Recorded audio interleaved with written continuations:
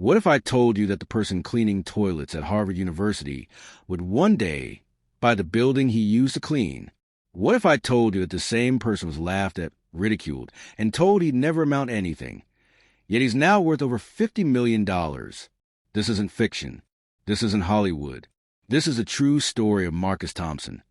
And by the end of this video, you'll understand why 99% of people fail, while 1% become unstoppable forces of nature.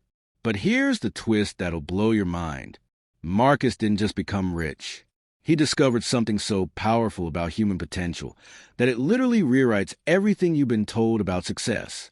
Stick around, because what I'm about to share will either change your life forever, or you'll dismiss it like everyone else and wonder why you're still stuck 5 years from now. Let me paint you a picture of Marcus Thompson's life in 2008. Picture this. It's 2 a.m. on a cold December night in Boston.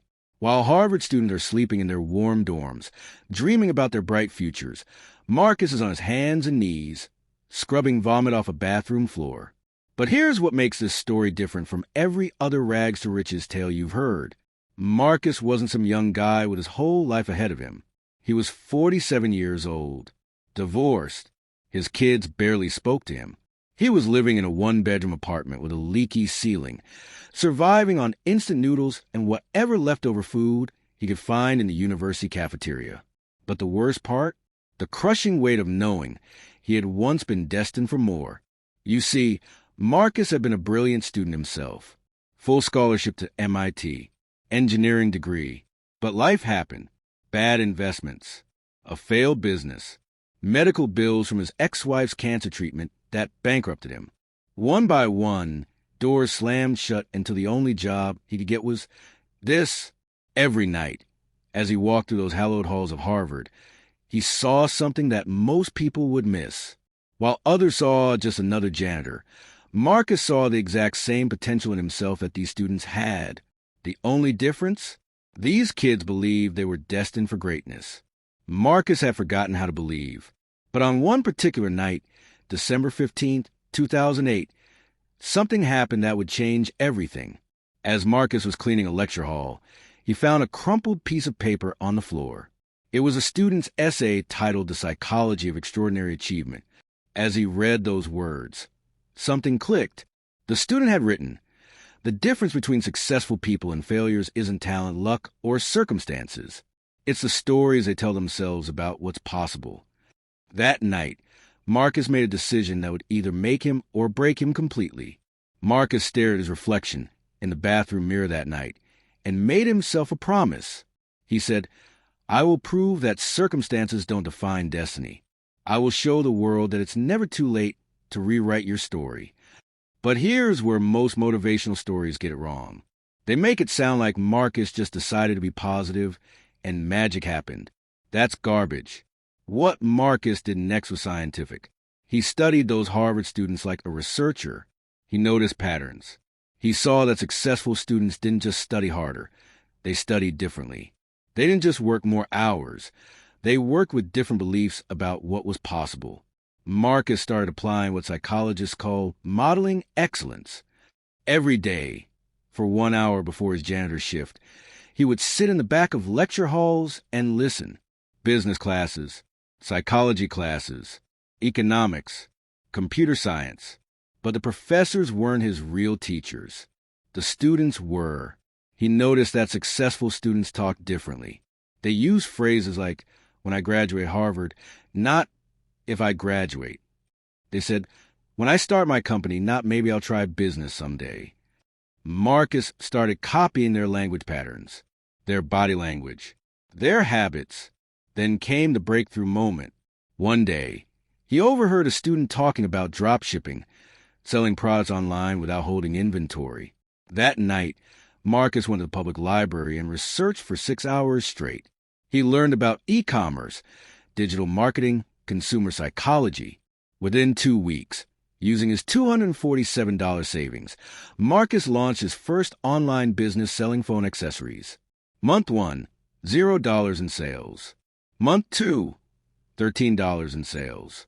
Month 3, $89 in sales. Most people would have quit, But Marcus had discovered something that 99% of people never understand about success. Marcus discovered what he calls the compound effect of micro-improvements. Here's how it works. Instead of trying to make massive changes that burn you out, you make tiny improvements that compound over time. Every day, Marcus would read one page about business, write one product description, send one email to a potential supplier, make one small improvement to his website. It doesn't sound like much, right? But here's the mathematical truth that most people can't grasp. If you improve just 1% every day for a year, you don't get 365% better. You get 3,778% better. That's the power of compound growth. By month 6, Marcus was making $500 per month. By month 12, $2,000 per month. By year 2, $8,000 per month. But the real transformation wasn't financial. It was psychological.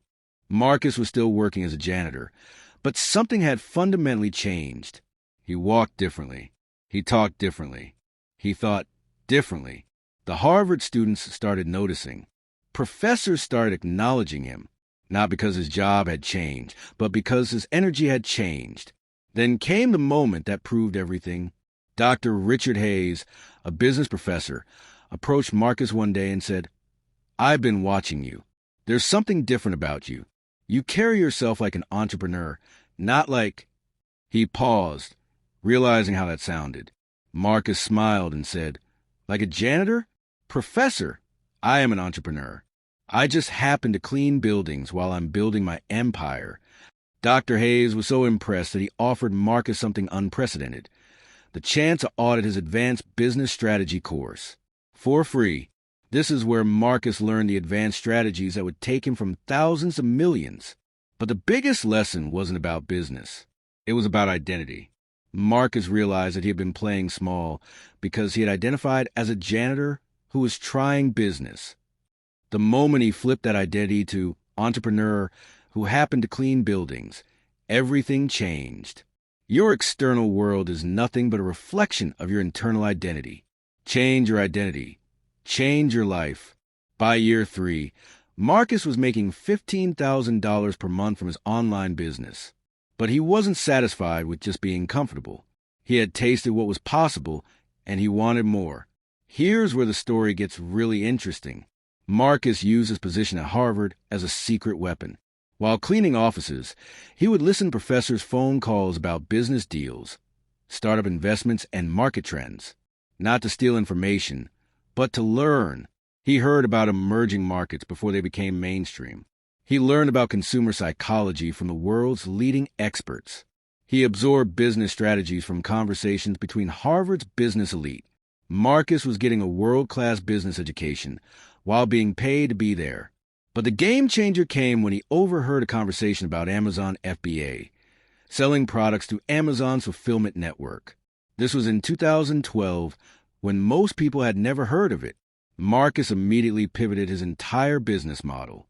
He researched products, found suppliers, and launched his first Amazon product, a phone case with a unique design he had created.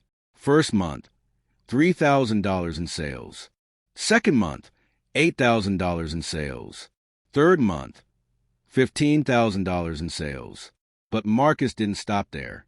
He used every principle he had learned about compound growth, consumer psychology, and strategic thinking. He launched product after product. He reinvested every penny back into inventory and marketing. He studied Amazon's algorithm like a scientist. By the end of 2013, Marcus was generating $50,000 per month. By 2014, $100,000 per month. By 2015, $200,000 per month. And here's the beautiful part. Marcus was still working as a janitor. Why? Because he had made a promise to himself that he would only quit when he had enough money to buy the building he was cleaning. On December 15th, 2016, exactly 8 years after finding that crumpled essay, Marcus walked into his supervisor's office and resigned. 3 months later, he made an offer to purchase the Harvard building where he had worked for 8 years. The offer was accepted.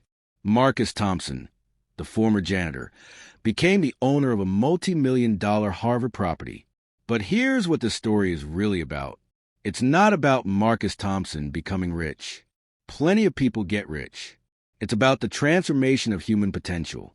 It's about proving that your current circumstances are not your final destination. Marcus discovered what I call the success trinity, 3 principles that separate achievers from dreamers. Principle 1, proximity is power. Marcus put himself in proximity to excellence. He didn't try to learn success from unsuccessful people. He studied Harvard students, listened professors, absorbed the energy of high achievers. Who you surround yourself with determines who you become. Principle 2, micro commitments create macro results. Marcus didn't try to change his entire life overnight. He made small, consistent improvements that compounded over time. Most people overestimate what they can do in a day and underestimate what they can do in a year. Principle 3, identity precedes reality. The moment Marcus started thinking of himself as an entrepreneur rather than a janitor, his actions aligned with that identity. Your results will never exceed your identity for long. But here's the part that might make you uncomfortable. Marcus had these same principles available to him for 47 years. The difference wasn't the knowledge. It was a decision to act on it. Right now, as you're watching this video, you have access to more information than Marcus ever did. You have the internet. You have online courses. You have mentors and resources that Marcus could only dream of. So the question isn't whether success is possible for you. The question is, what story are you telling yourself about why you can't have it? Because I guarantee you, whatever excuse you're making, Marcus had a bigger one. Whatever obstacle you're facing, Marcus faced worse. The difference is simple. Marcus decided that his excuses were not bigger than his dreams. Here's what I want you to do right now. Not tomorrow. Not next week. Right now, take out your phone and write down 3 things. 1 skill you're going to start learning today. 1 small action you're going to take every day for the next 30 days. 1 identity shift you're going to make. How you're going to start seeing yourself differently. Because here's the truth that most people can't handle. 5 years from now, you'll either be living proof that transformation is possible, or you'll be making the same excuses about why it's not. Marcus Thompson didn't have some special gift. He wasn't born with advantages. He didn't have connections or capital. He had what you have right now, a choice. The choice to stay where you are or become who you're meant to be. The choice to let your circumstances define you or to redefine your circumstances. The choice to make excuses or make progress. What's it going to be? Because I promise you this. If a 47-year-old janitor can build a multi-million-dollar empire while scrubbing toilets at Harvard, then whatever dream you have is not only possible, it's inevitable if you make the right choices. Starting today, starting now, your transformation begins with a single decision. Make it